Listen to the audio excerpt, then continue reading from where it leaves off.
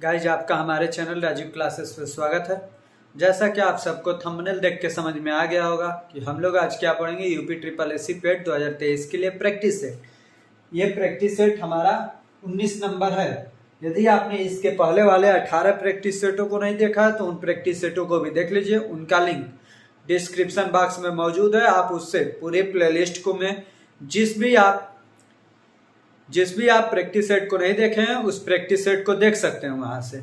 हम डेली के practice set में क्या करते हैं तो 5 मैथ के क्वेश्चन और 10 ग्राफ से रिलेटेड, मतलब 2 ग्राफ और 5 मैथ के क्वेश्चन हो। ग्राफ में पाई चार्ट हो सकते हैं, बार ग्राफ हो सकता है, लाइन चार्ट हो सकता है। हम लोगों का प्रयास होता है कि सभी फिगरों को टच किया जाए और हर एक फिगर से आपके एग्जाम में जो भी पूछे जाते हैं सभी ओवरव्यू सबको हम लोग कनेक्ट कर सके अपने प्रैक्टिस सेट में, और हमारे प्रैक्टिस सेट से बाहर भी कुछ नहीं आएगा। यदि आप daily by daily practice set को देखते हैं तो कंफर्म है कि आपको इसी प्रैक्टिस सेट से मिलता जुलता या हूबहू भी प्रश्न मिल सकते हैं आपके एग्जाम में। तो अब चलिए हम चलते हैं अपने क्वेश्चनों को सॉल्व करने के लिए, बहुत ज्यादा आपका समय बर्बाद ना करते हुए। इससे पहले यदि आपने चैनल को सब्सक्राइब नहीं किया तो चैनल को सब्सक्राइब कीजिए, वीडियो को लाइक कीजिए और अपने दोस्तों को भी वीडियो को शेयर कीजिए। अब चलिए हम चलते हैं अपने प्रश्नों पे। अब हम सॉल्व कर लेते हैं अपने पहले प्रश्न को। देखिए क्या है, सरलीकरण को हल करने के लिए सबसे उपयुक्त विकल्प का चयन कीजिए। हमारे पास विकल्प सवाल क्या है, 6719 का होल स्क्वायर माइनस 3281 का होल स्क्वायर। इसका आंसर क्या होगा यही हमें बताना है। 4 विकल्प है, 25 54 4 बार 0, 34 38 4 बार 0, 26 62 4 बार 0, 27 44 और 4 बार 0। तो इसको सबसे पहले हम लोग सॉल्व कर लेते हैं। किसको सॉल्व करना, 6719 का स्क्वायर माइनस 3281 का स्क्वायर। तो आपने एक फॉर्मूला पढ़ा, A square minus B square equal to क्या होता है, ए प्लस बी और ए माइनस बी। उसी फॉर्मूले पर ये वाला सवाल होगा। तो इसमें ए प्लस बी का मतलब दोनों को जोड़ दीजिए, 6719 प्लस 3281। ए माइनस बी का मतलब पहले वाले में से दूसरे को घटा दीजिए, 6719 माइनस में 3281 ये हो गया। इसी में जो मान आएगा वही हमारा आंसर होगा। 6719 प्लस 3281, 9 1 10 का 0 1 लगा हासिल, 8 1 9 1 10 का 0 1 लगा हासिल, 7 2 9 1 10 का 0 1 लगा हासिल, 6 3 9 1 10, 10,000 गुणे। इसमें से इसको घटाइए, 9 में से 1 गया 8, 11 में से 8 गया 3, 6 में से 2 गया 4, 6 में से 3 गया 3, 34 38। जब गुणा करेंगे तो 34 38 और 4 बार 0, 1 2 3 4, क्योंकि 4 0 इसमें है। कौन सा विकल्प हमारा सही हो जाएगा, तो पहले का बी नंबर विकल्प हमारा सही हो गया। अब हम लोग सॉल्व कर लेते हैं अपने दूसरे प्रश्न को। अब हम सॉल्व कर लेते हैं अपने दूसरे प्रश्न को। देखिए दूसरा प्रश्न क्या है, यदि x बराबर कड़ी में 6 प्लस कड़ी में 6 प्लस कड़ी में 6 प्लस ऐसे ही डट इनफाइनाइट तक है का मान ज्ञात कीजिए। तो इसको मैंने सॉल्व करा रखा है आपको, कैसे ऐसे क्वेश्चनों को सॉल्व कराया जाता है। जब ये प्लस में हो और 6 हो तो 6 का 2 गुणनखंड कीजिए, 2 गुणे 3 जिनके बीच का गैप 1 हो। ऐसे ही 2 फैक्टरों में तोड़ना है। इसमें का जो बड़ा वाला गुणनखंड होगा यही हमारा आंसर हो जाएगा। 3 हमारा आंसर हो गया। तो कौन सा विकल्प, दूसरे का डी नंबर विकल्प। देखिए सवाल कितना दिखने में हार्ड है लेकिन आंसर कितना इजी तरीके से निकल रहा है। इसका मैं लिंक डिस्क्रिप्शन बॉक्स में दे दूंगा। आप इसमें प्लस वाला माइनस वाला गुणा वाला सब कुछ वहां से सीख सकते हैं। ये इनफाइनाइट तक हो तब क्या होगा, ये सीमित हो तब क्या होगा, सब कुछ आपको वहां पर मिल जाएगा। अब हम चलते हैं अपने तीसरे प्रश्न पे। तीसरे सवाल को देखते हैं क्या है, 1 और 20 के बीच अभाज्य संख्याओं का औसत क्या होगा यही हमें बताना है। 1 और 20 के बीच अभाज्य संख्याओं का औसत क्या होगा। पहला ऑप्शन है 8, दूसरा है 9, तीसरा है 9 सही 5/8, चौथा है 10 सही 1/8। इसका आंसर क्या होगा यही हमें बताना है। 1 और 20 के बीच अभाज्य संख्याओं का औसत। आप अभाज्य संख्याएं सबसे पहले लिखिए। 1 और 20 के बीच सबसे छोटी 2, उसके बाद 3, उसके बाद 5, उसके बाद 7, उसके बाद 11, उसके बाद 13, उसके बाद 17, उसके बाद 19। अभाज्य संख्याएं क्या होती हैं, जिनके केवल 2 गुणनखंड होते हैं, जो केवल अपने आप से कटे और 1 से कटे। इनका औसत के लिए क्या होगा, जितनी संख्याएं उतना बटे में लिखना पड़ेगा। कितनी संख्याएं हैं 8, तो बटे में रखिए 8। अब 3 2 5, 5 5 10 7 17, 1 18 10 28, 28 3 31 10 41, 41 7 48 10 58 58 9 67 10 77 कितना है जोड़ने पे 77 77 बटे में 8 से जब कटाएंगे तो 9 सही 5 बटा 8 8 9 72 5 77 9 सही 5 बटा 8 मतलब सी नंबर विकल्प। तीसरे का कौन सा विकल्प सही हो जाएगा? सी नंबर विकल्प। अब हम देख लेते हैं अपने चौथे प्रश्न को। अब हम सॉल्व कर लेते हैं अपने चौथे प्रश्न को। देखिए चौथा प्रश्न क्या है, किसी संख्या को 52 से भाग देने पर शेष 44 बचता है, यदि उस संख्या को 13 से भाग दिया जाए तो कितना शेष बचेगा। ऐसे सवालों को कैसे सॉल्व किया जाता है? सबसे पहले तो 52 से भाग दिया गया है उस संख्या में, तो 52 को देखिए 13 से कटेगा कि नहीं। 52 में जब भी आप 13 से भागा देंगे तो ये पूरा पूरा कट जाएगा, तो यहाँ पर शेषफल 0 बचा। जब आप 44 में 13 से भागा देंगे तो कितना शेषफल बचेगा? शेषफल बचा 5, तो यही शेषफल बचेगा। जो यहाँ पर शेषफल बचता है और भी अधिक बार जाएगा, लेकिन शेषफल क्या बचेगा? 5। कैसे? तो 44 में 13 से भाग देने का। विकल्प कौन सा सही हो जाएगा? सी नंबर विकल्प। अब हम कर लेते हैं अपना मैथ का लास्ट सवाल, 5 नंबर सवाल।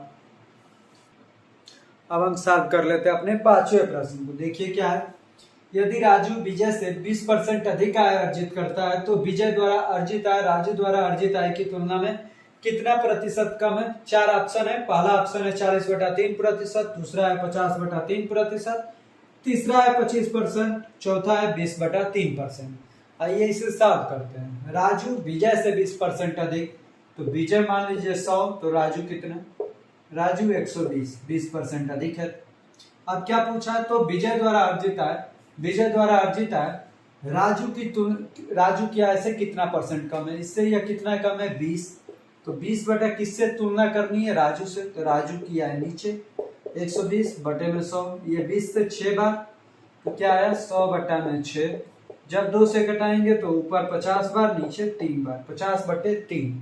कौन सा आंसर सही हो जाएगा? B number option, 50/3। पांचवे का बी नंबर ऑप्शन सही हो गया। इस प्रकार हमने मैथ के सभी क्वेश्चन सॉल्व कर लिए। अब हम लोग चलते हैं अपने ग्राफ पे। तो आइए देखते हैं अपना पहला ग्राफ और क्वेश्चन नंबर 6।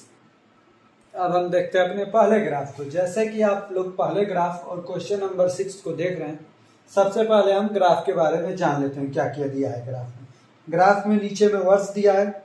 जो पहली वाली लाइन है वो है आय, जो दूसरी वाली लाइन है वो व्यय।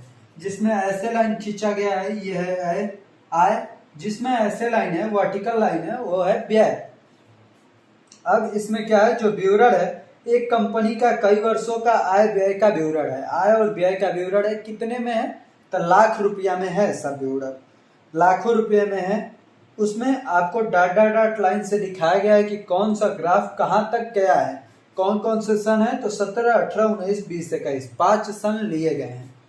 तो आइए 6 नंबर क्वेश्चन को हम लोग सॉल्व करते हैं। क्या है? वर्ष 2017 से लेकर वर्ष 2021 तक कुल आय कुल व्यय से कितनी अधिक है? तो सबसे पहले कुल आय निकाल लेते हैं। तो कुल आय कितना होगा? तो 17 में आय था आपका 30, 17 में आय कितना था? 30। 18 में आय हो गया 50, 50 से क्या हो गया? 50 से 40, 40 से फिर 60 हो गया, फिर 60 हो गया। टोटल ये कितना हो गया? तो 5 3 8 4 12 6 18 6 24, 240 हो गया। ये किसका है? तो ये है आय का, इनकम का है। अब हम लोग निकाल लेते हैं व्यय का। व्यय का 2017 में कितना था? तो 20, 20 प्लस उसके आगे जाएंगे तो 20 से हुआ 30, 30 के बाद क्या हुआ? तो 30 से 30 ही रहा, 30 के बाद ये हो गया 40, 40 से फिर हो गया 30। तो इन सबको जोड़ने पर कितना आएगा? तो 3 2 5, 5 3 8 4 12 3 15, 150। ये क्या है? एक्सपेंडिचर। ये क्या है? तो एक्सपेंडिचर है। एक बार और हम लोग देख लेते हैं ध्यान से। ये जो लास्ट वाला है 30 ना होके 35 है। लास्ट वाला कितना है? यह है हमारा 35। 35 जब है तो ये कितना हो जाएगा? 155। अब 240 155 कितना कम है? 240 से 155, तो ये घटा लेंगे तो मालूम चल जाएगा। 240 माइनस 155। जब 240 में से आप 155 को घटाएंगे तो 10 में से 5 जा 5, 13 में से 5 जा 8, कितना आएगा? 85, मतलब 85 लाख। कौन सा विकल्प सही हो जाएगा? तो 6 नंबर क्वेश्चन का ए नंबर विकल्प हमारा सही हो जाएगा। अब हम लोग कर लेते हैं अपने 7th नंबर प्रश्न को। अब हम लोग सॉल्व कर लेते हैं अपने 7th नंबर प्रश्न को। देखिए 7th नंबर प्रश्न क्या है, तो वर्ष 2017 की तुलना में वर्ष 2021 के लाभ में कितने प्रतिशत की वृद्धि हुई है। पहला ऑप्शन 150, दूसरा 120, तीसरा 100, चौथा 80। तो क्या पूछा है, वर्ष 2017 की तुलना में वर्ष 2021 में, इसमें लाभ तो दिया नहीं है, क्या दिया है, आय और व्यय। तो लाभ यहाँ पे प्रॉफिट कैसे निकलेगा, तो प्रॉफिट निकलेगा इनकम माइनस एक्सपेंडिचर, आय माइनस व्यय करेंगे तो लाभ निकल जाएगा। 17 के लिए 17 में आय कितना था, तो 17 में देखेंगे कि आय था 30 और व्यय था 20। आय था 30, व्यय था 20, तो कितना हो गया, यह 10। 17 में लाभ कितना था, 10। अब किस में बोला है, 21 में, तो 21 में लाभ क्या था, आय था 60, व्यय था 35। आय था 60, व्यय था 35, तो 60 में से 35 घटाएंगे तो कितना आएगा, 25। तो ये 10 से 25 हो गया, तो कितने की वृद्धि हुई, तो कर देंगे 15 बटे में। क्या पूछा है, वर्ष 2017 की तुलना में, तो 17 वाले को नीचे रखना पड़ेगा आपको, 10 को की तुलना में के लाभ में कितने प्रतिशत की वृद्धि हुई, कितने की वृद्धि हुई है, 15 की। तो ये 15 10 का कितना परसेंट है, यही हमें बताना है। 0 से 0 गया, 15 10 में 150%। तो कितने प्रतिशत की वृद्धि हुई, तो 150%, मतलब 7वें का ए नंबर ऑप्शन हमारा सही हो गया। इस प्रकार से हमने 7 क्वेश्चन कर लिए। अब अपने चलते अपने 8वें प्रश्न पे, देखते हैं 8वां प्रश्न क्या है।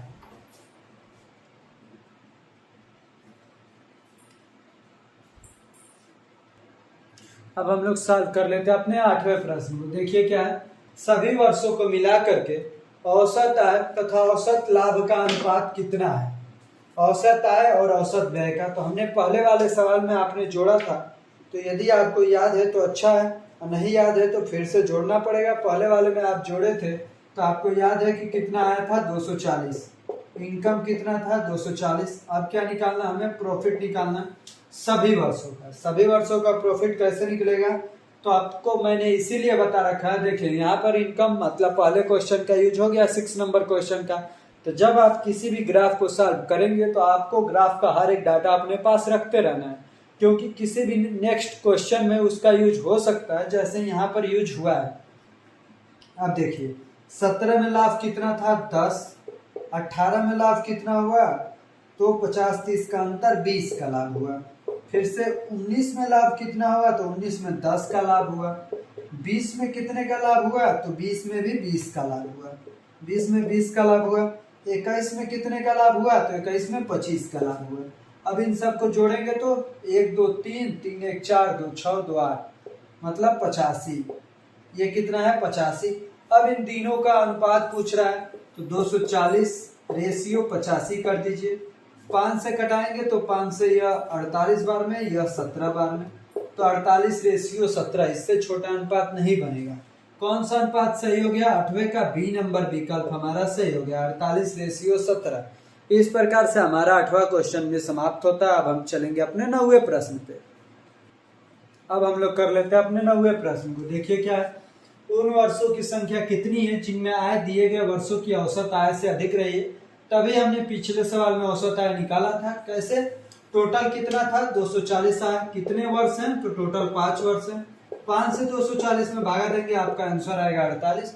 अब 48 से ऊपर कितने ऐसे वर्ष हैं जिसमें आय है, तो 48 से ऊपर जब भी आप आय देखेंगे तो एक 2018 आपको दिखेगा, और 19 दिखेगा, 20 दिखेगा। 18, 19, 20 3 सन ऐसे दिखेंगे जिनमें 48 से ऊपर है।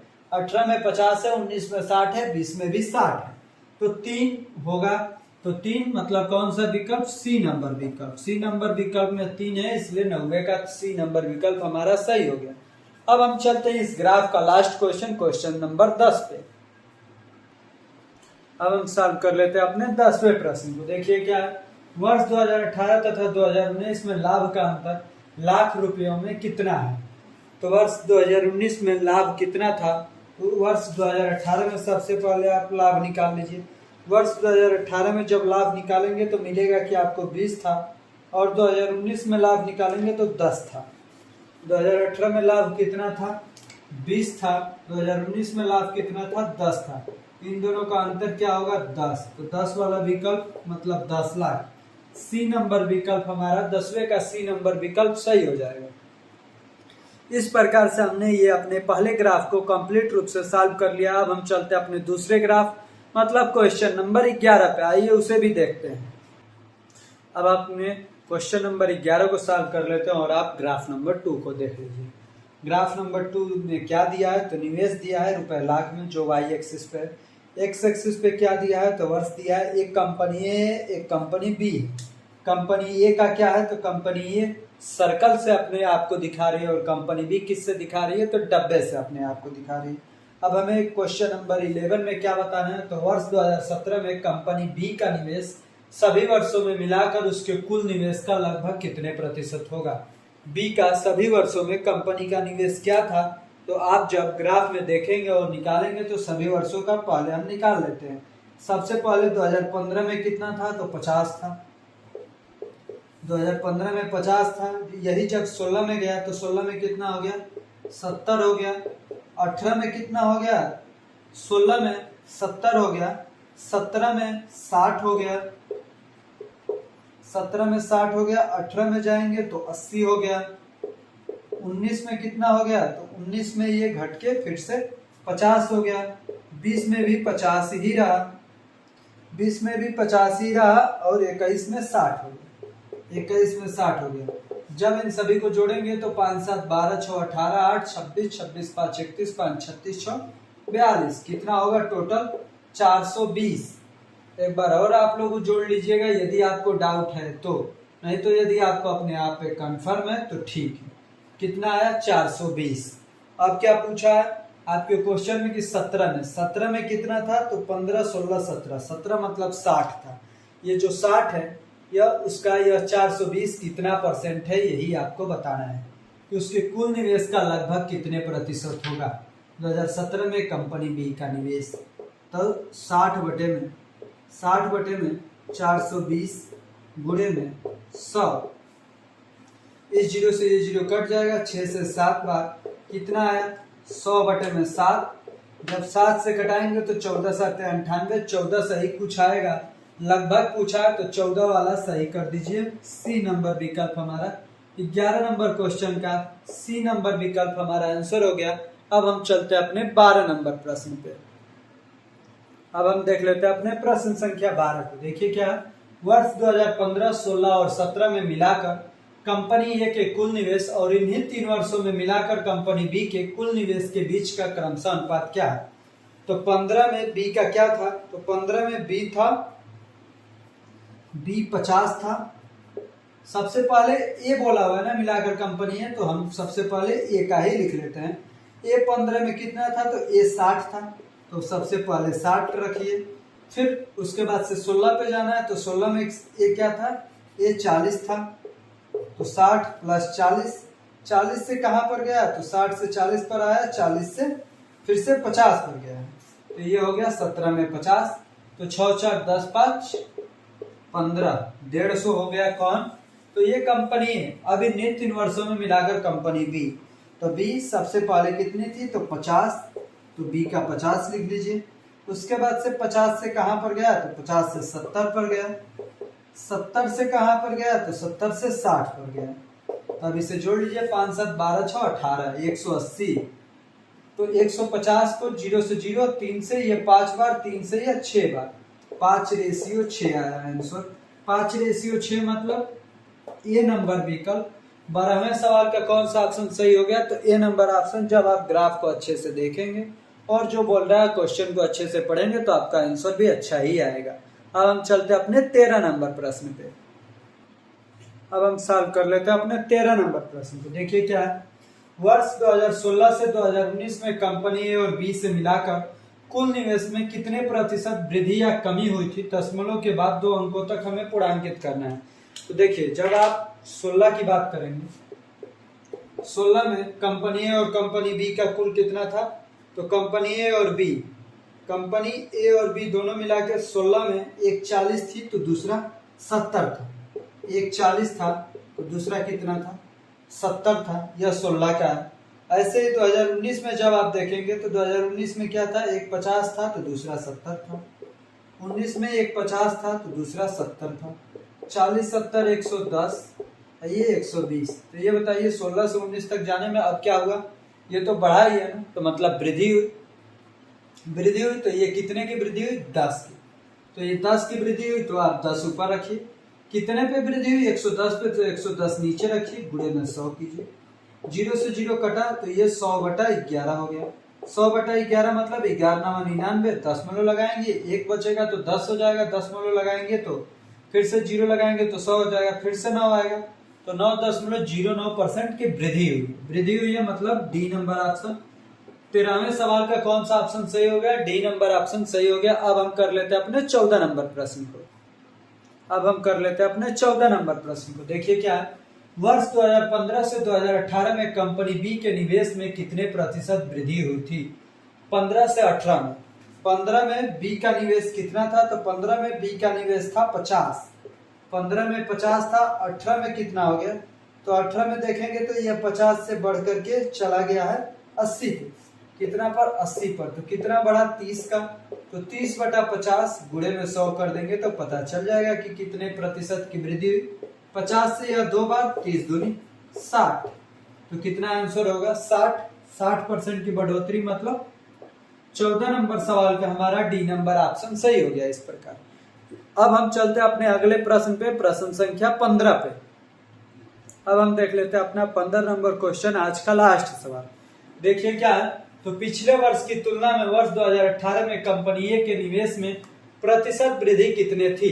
2018 में सबसे पहले निवेश कितना था कंपनी ए का, तो कंपनी ए का निवेश 17 था। 17 या कहां से बढ़कर गया था, 16 में कितना था, तो इसके पिछले वर्ष मतलब 17 में कितना था, तो 50 था। तो ये कितना बढ़ा था, 20।